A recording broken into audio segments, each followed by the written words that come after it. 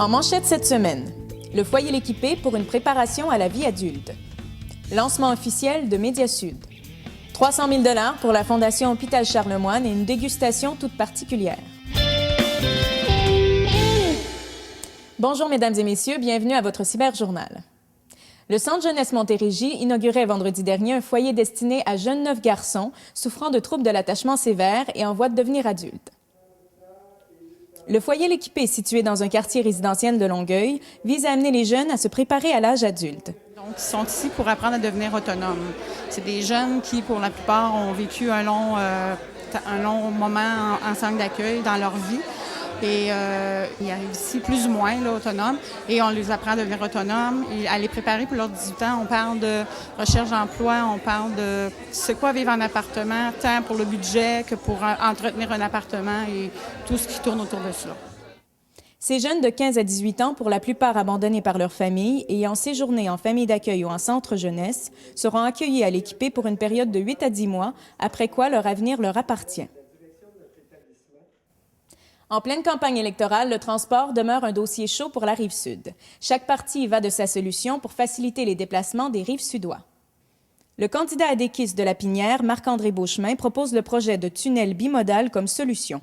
Et c'est sûr que comme c'est là, le Parti conservateur, c'est vraiment pas sa priorité. Et puis, il va falloir qu'on se débrouille ensemble, les Québécois, puis c'est un projet de société. Si on réussit à faire ce tunnel bimodal ou, bien non, seulement un métro sur la Rive-Sud, ça va être un progrès incroyable pour tous les citoyens.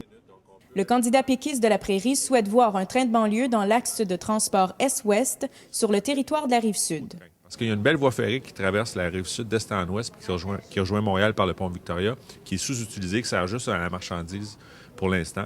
On pourrait mettre un train sur cette voie-là. Donc, le train partirait de Delson, passerait à travers, il y aurait une gare à Candiac, à La Prairie. La Prairie qui n'a pas de gare en ce moment aurait maintenant sa gare, et ensuite Brossard, Longueuil et pont Victoria jusqu'à Montréal.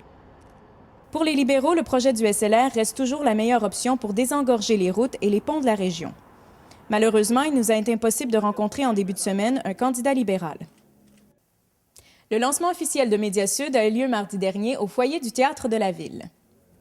C'est sous la présidence d'honneur de la ministre de la Culture, des Communications et de la Condition féminine, Mme Christine Saint-Pierre, que le lancement du portail d'information locale et régionale a eu lieu. Très impressionnée parce que je pense que ça donne à l'information locale et régionale toutes ces lettres de noblesse. Au Québec, nous avons besoin de développer davantage l'information locale et régionale, faire en sorte que les citoyens puissent avoir l'information de proximité. On sait que c'est en perte de vitesse. Alors vraiment, ce que j'ai vu là m'impressionne beaucoup, la qualité du site, la qualité de l'information, la rapidité de l'information et toutes les possibilités. C'est aussi avec la présence du maire d'arrondissement, M. Jacques Goyette, qui a fait une annonce importante de diffusion en direct des prochains conseils d'arrondissement sur Médiasud, que le portail a été lancé. Et, on est très fiers, la Ville de Longueuil, l'arrondissement, de bénéficier de Médiasud sur notre territoire, mais de permettre à tous les citoyens et les citoyennes et à nos jeunes même de s'intéresser à la politique municipale en pouvant avoir accès directement sur le web, sur le site de Médiasud. Ils pourront écouter les séances du conseil et aussi une petite capsule à la fin des séances qui va pouvoir leur expliquer un petit peu ce qui s'est passé pendant l'Assemblée. Le lancement était d'ailleurs diffusé en direct sur le web. La Fondation Hôpital Charlemagne organisait jeudi dernier un événement bénéfice haut en couleurs qui a permis d'amasser 300 000 $ pour le bien de leurs patients. Voici le reportage que je vous ai préparé. C'est par l'idée de réunir 4 grands chefs cuisiniers, 4 grands chefs d'entreprise et des chefs de file des produits du terroir dans la même cuisine que la Fondation a fait notamment le bonheur de 260 convives. Je pense que ça va être un grand succès. Je pense que les gens vont en parler longtemps. Et puis, au niveau financier, je pense que ça va être quelque chose d'assez bien aussi pour la Fondation. On voulait faire quelque chose qui n'avait jamais été fait. Donc, pour la Rive-Sud, c'est la première fois qu'on fait une activité de cette nature-là.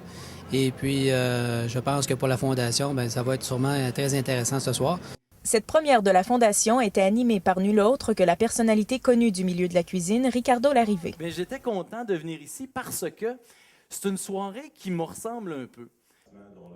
En plus des 300 000 $ amassés pour la Fondation, les surplus alimentaires de la soirée ont été redistribués aux démunis de la Rive-Sud par la tablée des grands chefs dont M. Larrivée est le porte-parole. L'ingéniosité et l'originalité de cette soirée reposaient aussi sur les vidéos présentées de l'entrée au dessert, non seulement des artisans des produits du terroir, mais aussi des équipes de cuisiniers et entrepreneurs durant la confection des mets.